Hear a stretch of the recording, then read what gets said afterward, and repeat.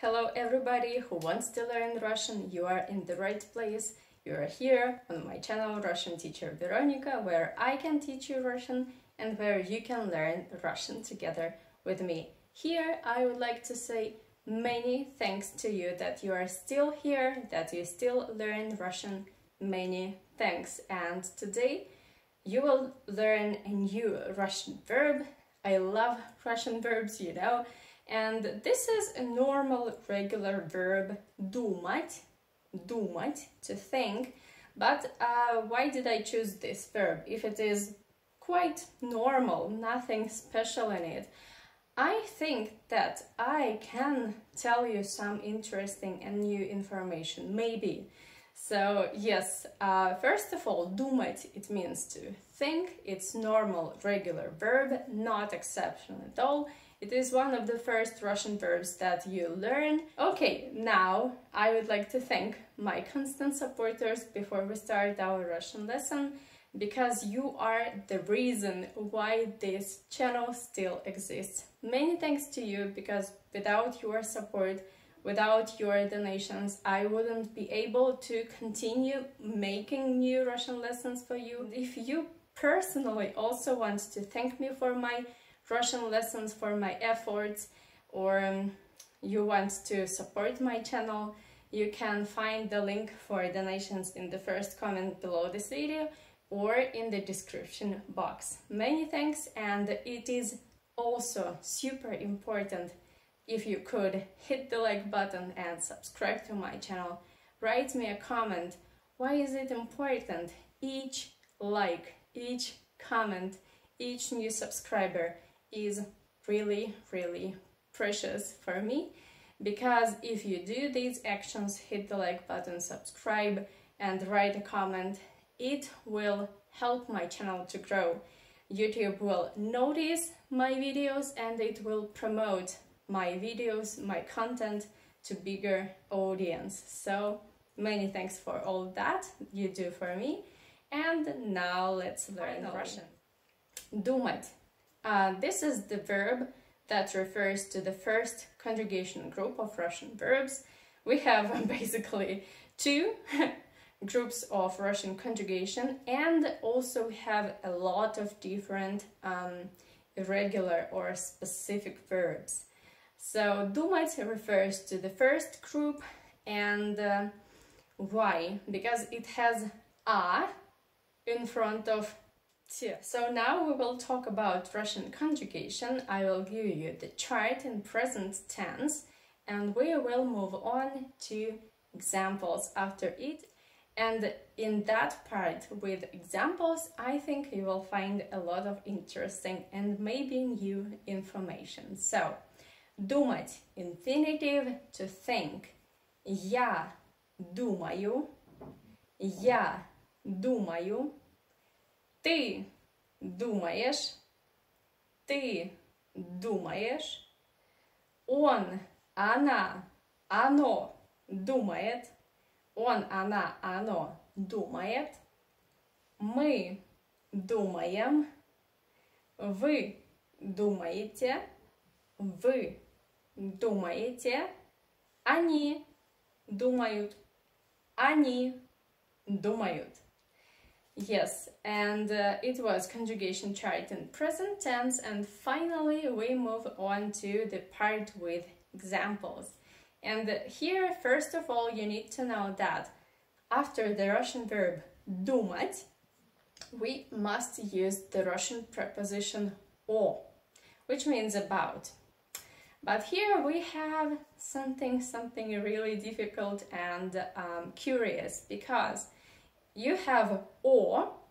So for example, I will give you the example. You can say я думаю о покупке новой мебели. Я думаю о покупке новой мебели. Here everything is fine. But in the next example, you might be very surprised, because I would say the question, for example, ты думаешь обо мне? Ты думаешь обо мне? So what's the problem? Why did о, that you, I guess everybody who learns Russian already know this preposition. How did this "o" transform into "obo"?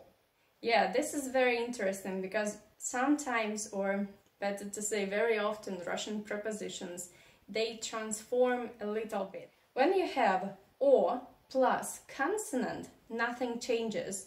Like in the first example, I said "о покупке." In the second example, you have "обо мне." When you have some specific Russian words, for example, "обо мне", "обо всем", about everything, you need to use exactly this type of the Russian preposition "о". Then, example number 3, you can say "он все еще думает об этом". Он все еще думает об этом. So here we have not "о", not "оба", but something in between, об этом. So when you have "о" and then goes a vowel, you need to add "б" in the end of the preposition. Об этом. You cannot say "о этом" or "обо этом". You should say only об этом. That's it. And also I wanted to talk a little bit about Russian reduction, because "о" unstressed you pronounce like "а". That's why you say "о покупке мебели", об этом, not "о покупке мебели", об этом. Because normally in Russian language, such short and small Russian prepositions, they are not very separated and individual words. They go together, like they merge with the following word. That's it. Okay, now I would like to continue with examples, and you can say "Она думает о встрече". Она думает о встрече. Okay, now we will move on to plural, and here it is. Мы думаем о старом проекте. Мы думаем о старом проекте. Now let's talk about you in Russian, and this is вы думаете о своих отношениях. Вы думаете о своих отношениях. Они думают о работе. Они думают о работе.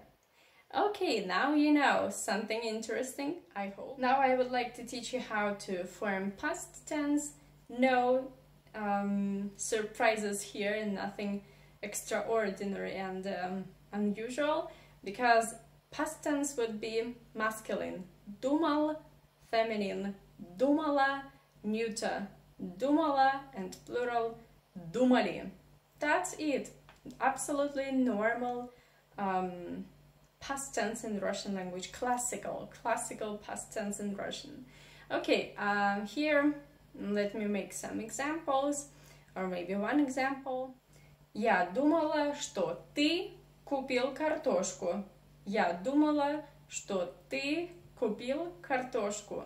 So here in this example, I wanted to show you that not necessarily always use the Russian preposition "о" when you use this Russian verb. Normally we add "or" and then an object you think about, but also you can put another part of the sentence, like here. Я думала, ты купил картошку. It's absolutely normal. And if you want to form a future tense in Russian, you would say я буду думать, ты будешь думать, он будет думать, мы будем думать, вы будете думать, они будут думать. So you do not touch the main verb, думать, you only conjugate the auxiliary verb быть.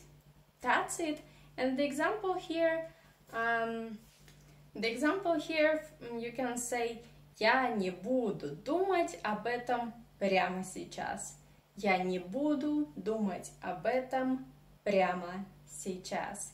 And also I wanted to mention in the beginning of this Russian lesson that думать, it is imperfective verb aspect, and if you want to talk about result or about completed action, something that happened only one time, you should use perfective verb aspect, and it is подумать.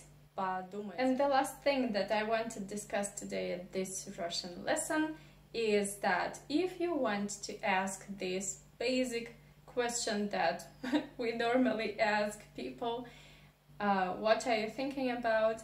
You can say о чем ты думаешь? О чем ты думаешь? What is very different in Russian and English grammar in the question phrase, like here, о чем ты думаешь, you put the preposition in English in the end of the question phrase, but in Russian language it is in the beginning of the question phrase. Totally opposite, totally different, right? And if you want to ask the question about who, you can say here о ком ты думаешь? О ком ты думаешь? It is not correct in Russian language to say кто ты думаешь or а кто ты думаешь or something like that. Forget all that options, all those options, they are not correct. You should say о ком ты думаешь. That's it for today, my dear Russian learners. My dear Russian learners, that's all for today that I wanted to tell you, and if you learned something new and interesting, hit the like button, subscribe to my channel, write me a comment, and I wait you in my future upcoming videos. And of course, I wait for your support and for your donations. Many thanks for everything that you do for me, and see you very soon. Увидимся скоро. Пока-пока. Bye-bye.